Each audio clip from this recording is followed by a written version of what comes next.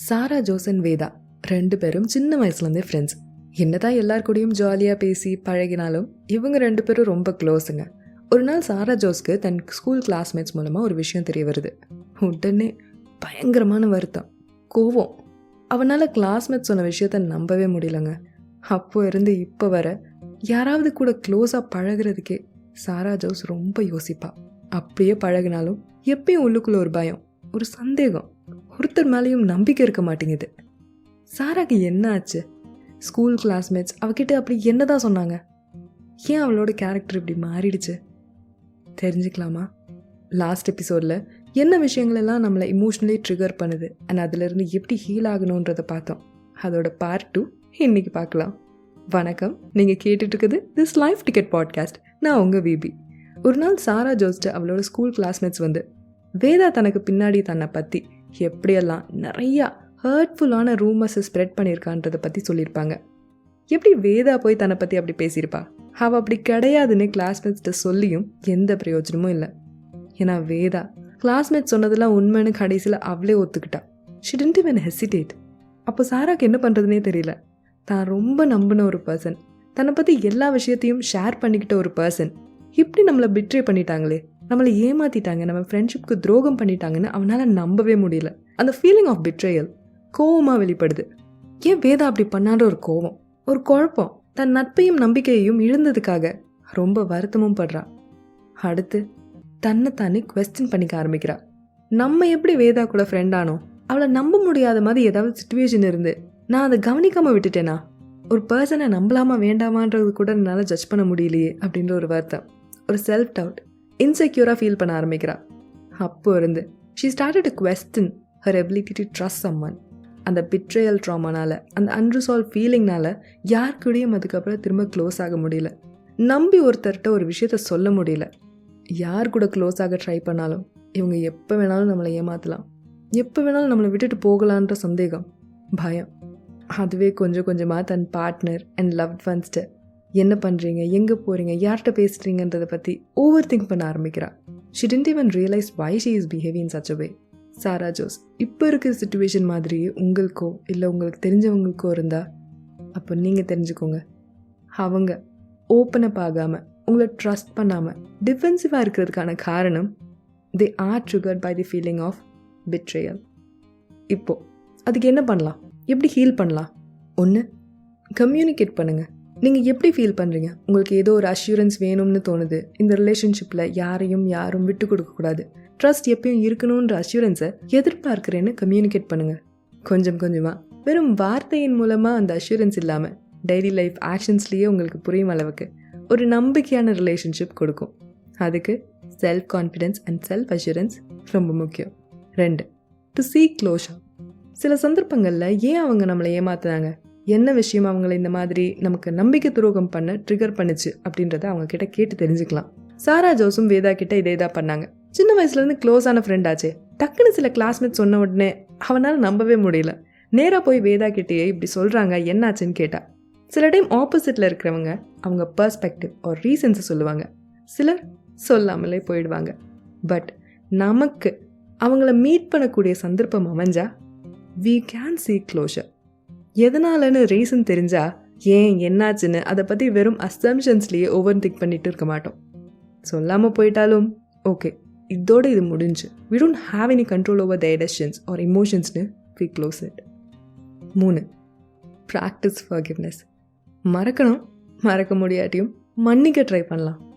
ஏன் அவங்க அப்படி பண்ணாங்க, ஏன் நான் அவங்கள நம்பினேன், ஏன் நான் இப்படி ஒரு டெசிஷனை எடுத்தேன்னு அவங்களையும் சரி உங்களையும் சரி மனசில் மன்னிச்சு விட்டுருங்க. But always learn a lesson from it. அடுத்து, நானும் சொல்லிகிட்டே இருக்கேன், கொஞ்சம் கூட காது கொடுத்து கேட்கவே மாட்டேங்கிறியே அப்படின்னு செம்ம கோவமாக சிலர் கத்துவாங்க. பார்த்துருக்கீங்களா? ஏன் அது? யாராவது நம்ம பேசுகிறத ஒழுங்காக கேட்காம கவனிக்காமல் இருந்தால் ஏன் நம்மளுக்கு கோவம் வருது? ஏன்னா you feel triggered when you aren't heard. நம்மளை ஒருத்தர் கவனிக்கணும், நம்ம ப்ரெசன்ஸை உணரணும், நம்மளை இக்னோர் பண்ணக்கூடாதுன்னு தான் நினைப்போம்.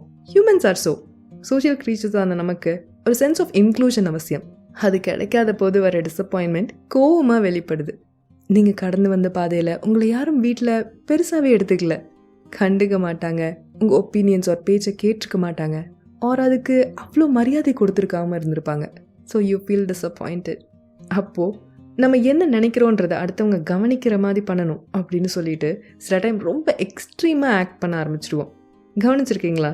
தான் ஒரு இடத்துல நல்லா தனித்து தெரியணும், தன்னை எல்லாரும் கவனிக்கணும்னு சிலர் ரொம்ப எக்ஸ்ட்ரீமாக எல்லாத்தையும் பண்ணுவாங்க, சத்தமாக பேசுவாங்க. The intention is to feel hurt. அவ்வளோதான். அது நடக்காத போது கோவப்பட்டு அவங்களோட டிஸப்பாயின்மெண்ட்டை வெளிப்படுத்துகிறாங்க. இங்கே என்ன பண்ணலாம்? ஒன்று, நம்மளை ஒருத்தர் கவனிக்கல, நம்ம ஒப்பீனியன்ஸோ ப்ரெசன்ஸை அவங்க அக்செப்ட் பண்ணாதப்போ அது நம்மளை ட்ரிகர் பண்ணுறதுக்கு பதிலாக எப்படி நீங்கள் ஃபீல் பண்ணுறீங்கன்னு உங்கள் டிஸப்பாயின்மெண்ட்டை வார்த்தையாக எக்ஸ்ப்ரெஸ் பண்ணுங்கள். Let them know what you felt. நீங்கள் சொல்ல வந்த விஷயம் என்ன ரீசனுக்காக சொல்ல வரீங்கன்ற இன்டென்ஷனை வெளிப்படுத்துங்க. அது உங்கள் பாயிண்டோட இம்பார்ட்டன்ஸை முன்னாடியே வந்து தெரிவிக்கும். 2, எப்போ, எங்கே, யார்கிட்ட சொல்லணும்னு யோசிச்சு சொல்லுங்கள். 3, கன்சிஸ்டண்ட்டாக you feel unheard or disrespected. அப்போது எப்போ அந்த பிளேஸ்லேருந்து விலகி போகணுன்னு தெரிஞ்சுக்கோங்க. சில டைம் சில மனிதர்கள்ட்ட எவ்வளோ சொன்னாலும், என்ன விஷயங்கள் சொன்னாலும் அது காற்றுலேயே போயிடும். You have to know when to walk away. 4, alternate communication channel use பண்ணுங்கள். நீங்கள் டைரெக்டாக சொல்லலாம், phone or text, video call or 1-to-1 or third person or தெரிஞ்சவங்களை வச்சு கூட நீங்கள் பேசலாம். மற்றவங்களுக்கு கம்யூனிகேட் பண்ண ட்ரை பண்ணலாம். ஓகே. அடுத்து, இது பத்தாது போல் நான் இன்னும் கொஞ்சம் கான்ட்ரிபியூட் பண்ணியிருக்கணும்னு நினைக்கிறேன், I'm not worthy of this, I'm not good enough for this அப்படின்ற தாட் உங்களுக்கு அடிக்கடி வந்திருக்கா? உதாரணத்துக்கு, நான் உனக்கு எதுவுமே பண்ணலையே, நீ எனக்கு இவ்வளோ நல்ல ஃப்ரெண்டாக இருந்திருக்க, I'm not worthy of this good friendship.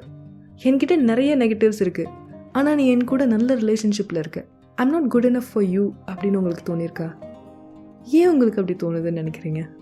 ஏன்னா you always feel that you have to earn the love.